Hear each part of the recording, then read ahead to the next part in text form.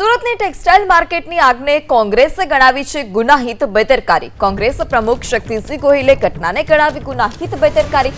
અગાઉ કાળજી લેવાઈ હોત તો આ મુશ્કેલી ન સર્જાત। નિષ્કાળજીને કારણે ફરીને આગ લાગી છે। વારંવારની ઘટનાઓ બનતી હોવા છતાં ફાયરના સાધનો છે ટાંચા। કરોડો રૂપિયા ટેક્સ ભરતા લોકો માટે સલામતીની કોઈ જ યોગ્ય વ્યવસ્થા નથી। વેપારીઓને પૂરતી રાહત આપવા અને ભવિષ્યમાં તકેદારી રાખવાની માંગ પણ કરાઈ। રાહત કાર્યમાં ક્યાંય પણ જરૂર હશે તો કોંગ્રેસના કાર્યકર્તાઓ મદદરૂપ થશે તે પ્રકારની વાત પણ શક્તિસિંહે કરી।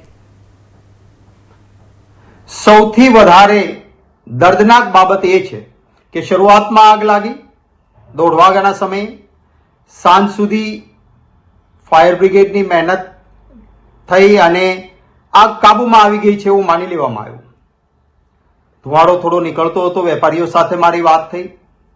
ખરા અર્થમાં પૂરી કાળજી લીધી હોત તો આટલી મુશ્કેલી જ ન થઈ હોત, પરંતુ આગ હવે કાબૂમાં આવી ગઈ છે એમ કરીને જતા રહ્યા, નિષ્કાળજી રાખી અને પરિણામે જે ધૂંધવાયેલી આગ હતી એ ફરી પ્રબળ જ્વાળાઓમાં ફાટી નીકળી અને પરિણામે આ એક ગુનાહિત બેદરકારીના કારણે આ ટેક્સટાઇલ માર્કેટના વેપારીઓને ખૂબ મોટા પાયે નુકસાન થયું છે।